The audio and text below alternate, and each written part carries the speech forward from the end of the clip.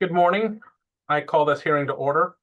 My name is Troy Hawk, and I am one of the legal counsels for the Nebraska Department of Education, and I will be the presiding officer conducting the hearings virtually today, August 18th, 2025, using Zoom on the proposed revisions to number 1, Title 92, Nebraska Administrative Code, Chapter 8, or Rule 8, Regulations for School Finance and Budgeting/State Funding of Educational Service Units and Learning Communities, and number 2, Title 92, Nebraska Administrative Code, Chapter 86, or Rule 86, Regulations and Procedures for Public School Breakfast Program Reimbursement. The legal notice of hearing was published for this hearing in the Omaha World Herald on July 17th, 2025. The hearing for each rule will be held separately in numerical order. To begin the hearing on each rule, a Nebraska Department of Education staff member will describe and explain the proposed rule. This will be followed by testimony by interested persons. Each person presenting written or oral testimony is requested to first state and spell your first and last name and provide a general indication of where you live. The city, county, or school district is sufficient. State a concise suggestion or recommendation of what action you would like the board to take, and then state the rationale or reason for your recommendation. You may reinforce, but please refrain from repeating previous testimony. Each person testifying will be limited to 5 minutes, and I will keep a timer. If additional time is needed, it may be provided at the discretion of the presiding officer. At the conclusion of all testimony from interested persons, the Nebraska Department of Education staff member who opened on the rule will have the opportunity to respond to the testimony presented today, which will conclude the testimony.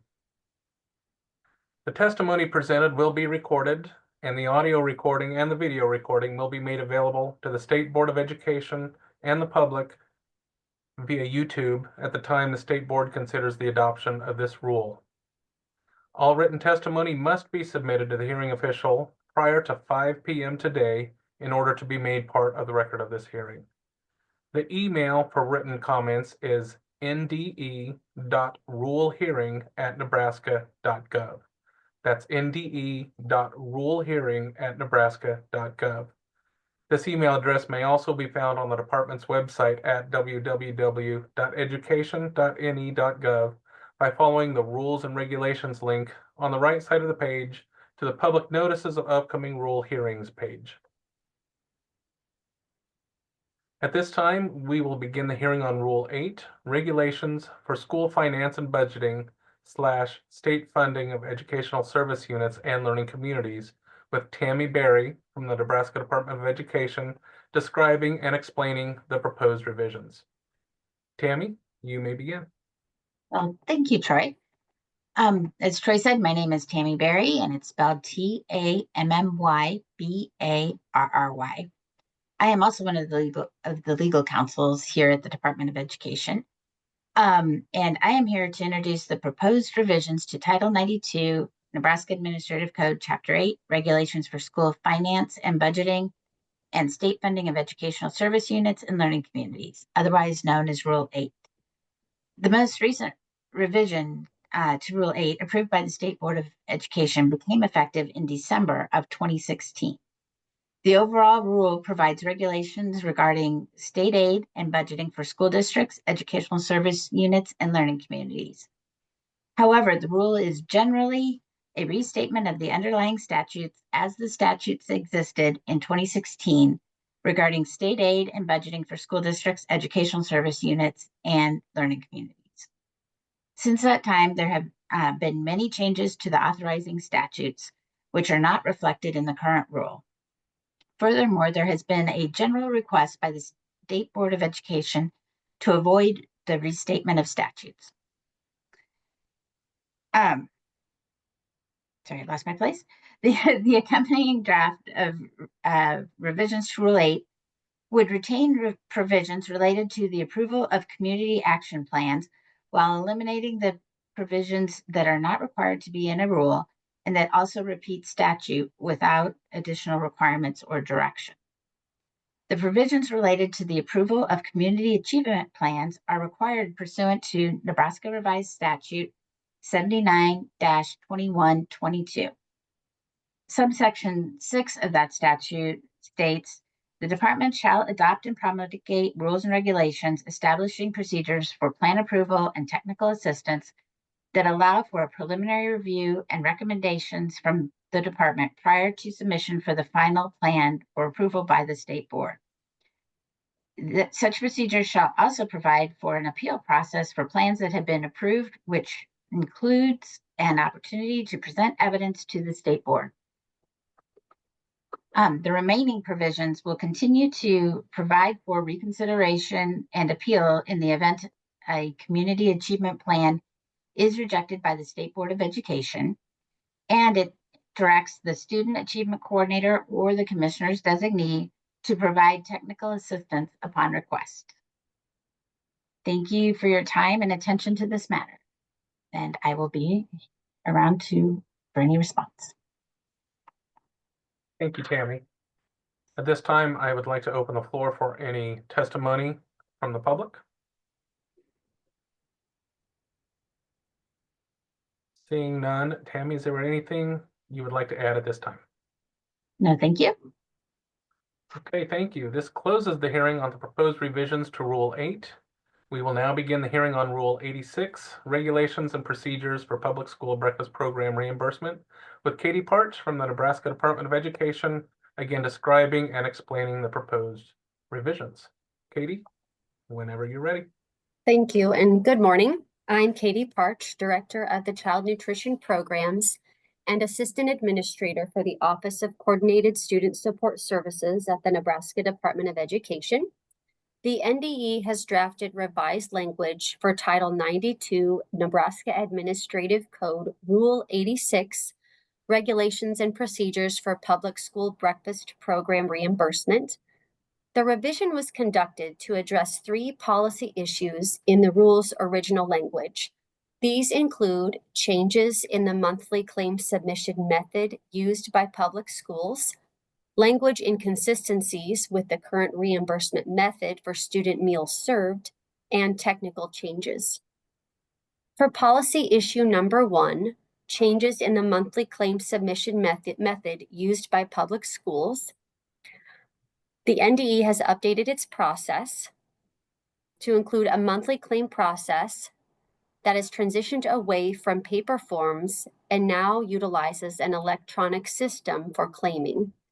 The revised policy language states that each qualified public school that operates the USDA's National School Lunch or Breakfast Program must now submit an annual school nutrition programs application to the department using the online application system, and likewise, the monthly claim submission data is submitted in that same online application system. For policy issue number 2, to address language inconsistencies with the current reimbursement method for meals served, the revised language aligns with that current meal and claim submission process. Claims must be made using the department's online claiming system, and according to federal guidelines, any claims submitted to the department after the claim deadline of 60 days after the last day of the claim month shall not be payable. Claims eligible for payment must include the following information: the number of operating days in the claim month and the number of eligible meals by category, free, reduced, and paid, served to eligible students in pricing programs, or the total number of eligible meals served to students at schools that operate a non-pricing provision option. For issue number 3, to address technical changes, the revised language addresses those in the rules language by changing references to statutory provisions from RRS to Nebraska Revised Statute, as well as replacing the term shall by will or must as appropriate throughout the document. The revised rules language has been reviewed by a group of school nutrition programs stakeholders. A survey of the revised language for Rule 86 solicited feedback from both external and internal stakeholders And the survey asked 3 questions with yes, no answers, and a 4th open-ended request to share questions, comments, or suggestions. The 3 yes/no questions include: does the revised language for Rule 86 provide clear and understandable instructions to school staff? Does the revised language for Rule 86 clearly communicate the essential information that must be reported in monthly claim submissions? And does the revised language of Rule 86 clearly explain how state funds for eligible schools will be determined? The final open-ended question asked respondents to please share their questions, comments, or suggestions. All stakeholder responses confirmed that the revised language is clear and easy to understand. Their feedback affirmed the revised language that the revised language communicates the essential information that must be reported for a public school to receive the state match breakfast funds, and how funding determinations are made. There were just 2 specific comments made. The first, a request to increase the per meal match, which is not something that the rule can do. And second, that the revised language makes the rule, quote, much easier to understand.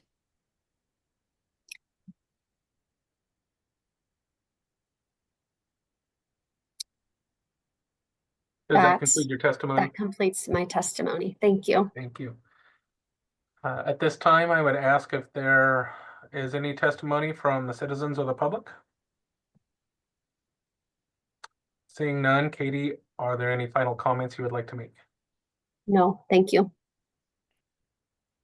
Okay, well, this closes the hearing on the proposed revisions to Rule 86 and closes the hearings for the day. Thank you, everyone, for your participation and for being here today. And have a good day.